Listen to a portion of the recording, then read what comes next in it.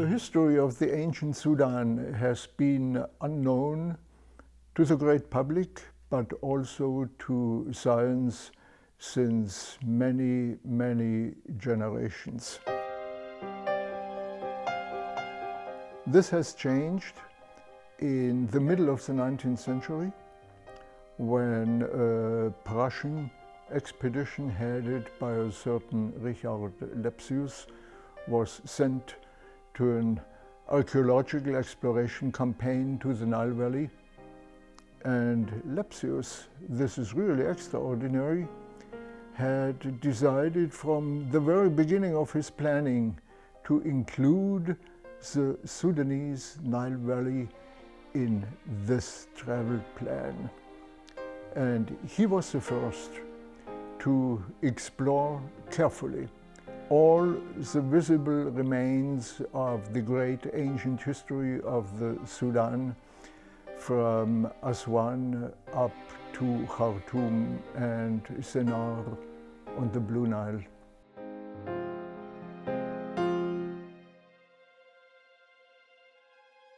The real explosion, I would say, of archaeological work in the Sudan started only in the last decades after the Second World War. And here, Germany has played a considerable role. First, the Humboldt University in Berlin,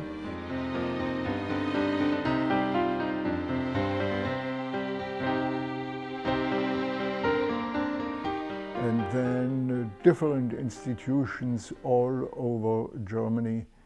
Right now, we have 10 German expeditions working in the Sudan, and the results of these excavations and the connected studies have brought, I would say, a revolution of our knowledge.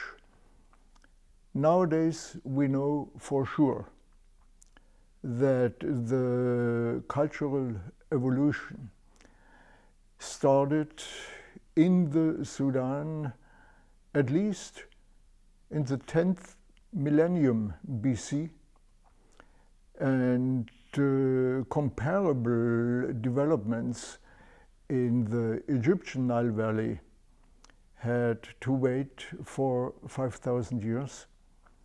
This means the roots of pharaonic civilization, and therefore the roots of Greek and Roman and finally European civilization in general, lie in the north of the Sudan. When Egypt woke up, so to say, at around 4,500 BC, the Sudan had already a long cultural tradition. I think this is an important message, not only for scholars, not only for science, but this is an important message for the Sudan in general.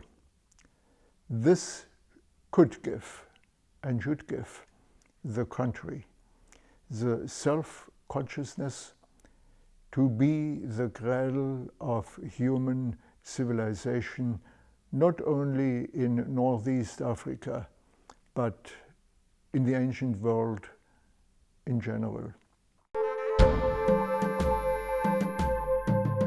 Meroe remained for half a millennium the capital of a very powerful independent nation.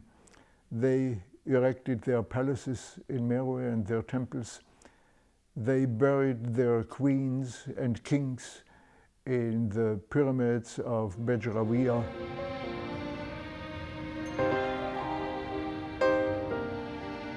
If you go on the paved road from Khartoum via Shendi to Atbara, you see at a given moment on the right side, on the dunes of the desert east of the Nile, this skyline of the Meroitic pyramids.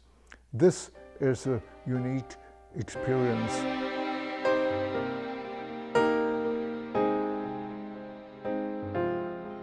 The rulers of the Meroitic kingdom have erected their royal tombs in the shape of pyramids for more than half a millennium. The extraordinary thing of the necropolis, the burial ground of the royal family of Meroe, is that all these pyramids are grouped together. Queens and kings and queens, this is important since women played an important role in ancient Sudanese society, also in politics. Some of them ruled the country independently. Queens and kings of Meroe erected their pyramids, one exactly besides the other. The Sudanese rulers felt as a community. I think this is one of the many typical African features of the Sudanese history, of the Sudanese self-understanding, to be a community, not only during life, but also after passing away. The deceased queens and kings remained a community, they remained together. This treasure of Amani-Shacheto is representative for this character of the Sudanese past to serve as a bridge between Africa and the Mediterranean, since the signet rings of the queens, the bracelets, and the necklaces of this treasure show in some pieces clearly Hellenistic features, in other pieces completely independent African forms. And the city where the kings ruled and lived, the city of Meroe, is lying west of the pyramids near the Nile in the agriculture, and therefore the ruins of former temples and palaces are seriously damaged. Only the ground walls are preserved, enough for archaeologists to reconstruct the city and the temples and the palaces.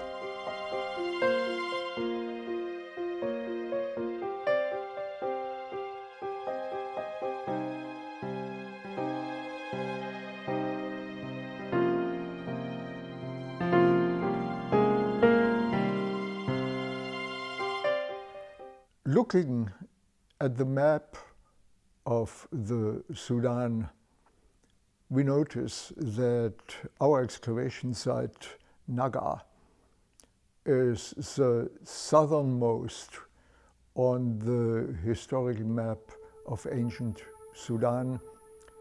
And Naga, 130 kilometers northeast of Khartoum, far away from the Nile, in the savannah, it was a royal city.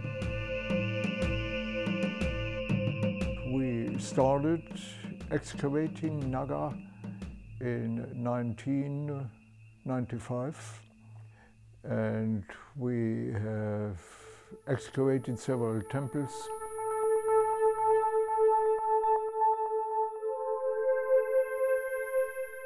We have in Naga temples which follow in their plan and their appearance Egyptian models.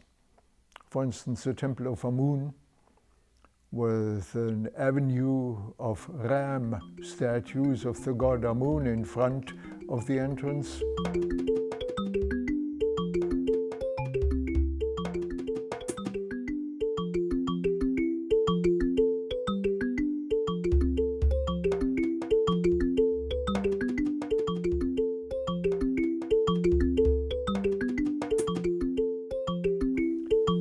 We have just a few hundred meters away to the west the temple of the Meroitic god Apedemak, represented as a lion. And the temple of Apedemak has a ground plan consisting of just one room, nothing else. This temple type is unknown in Egypt. This is a typical Meroitic feature of architecture. And in front of the Lion Temple of Apedemak, there is a building called, until recent times, the Roman kiosk. But nowadays, thanks to our work, we know that this so-called Roman kiosk, which we call nowadays the Hathor Chapel, has been built at the same time as the Apedemak temple nearby, and at the same time as the temple of Amun. All these three temple types, very different temple types, have been erected at the same time. They don't show a historical development, no. They are a proof of the intention of the Meroitic kings and queens to show the global spirit of their nation. They knew the world. They had political and economic relations to Egypt, to Greece, to the powers of the Near East, later on to the Roman Empire, and they got inspirations from these civilizations in the north. But they didn't copy. They took just elements out of the other civilizations and combined them to something new with a typical African undertone. And this is the characteristic of Naga in particular, but of the Meroitic civilization in general, to be the bridge, the cultural link between Africa in the south and the Near East and the Mediterranean in the north. The second center of greatest archaeological interest is the area a little bit downstream of the Fourth Cataract at Jebel Barkal. Jebel Barkal, this very impressive mountain high up above the Nile Valley, is characterized by quite a number of temple buildings. Temples partly underground in the mountain, partly freestanding with beautiful columns, a whole temple city. The temples visible today belong mainly to the time when Jebel Barkal area was the political center of an independent Sudanese nation in Kushite and Napatan times, from about 1200 BC to 300 BC.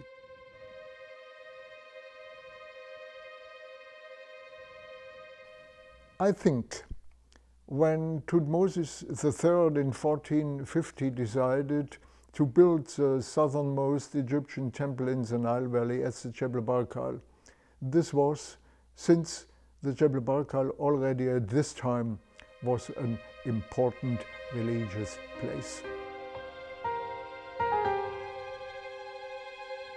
The Egyptians called this place Juwab in ancient Egyptian language. This means the holy mountain.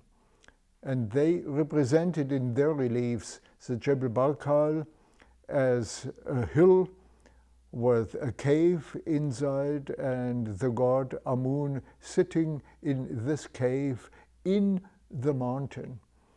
And this is characteristic. The mountains, underground caves, are places outside our world. They are holy places. And therefore, the Jebel Barkal was offering itself as a characteristic feature in the landscape of the Sudan as a holy site.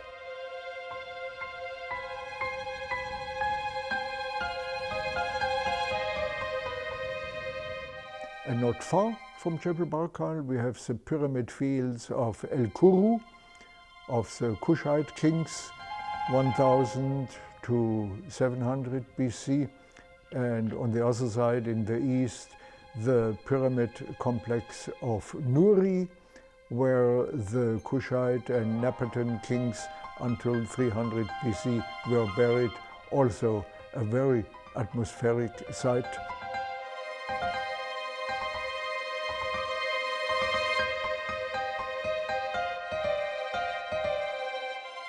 Jebel Barkal, with its central position between north and south, was already in ancient times an important political center.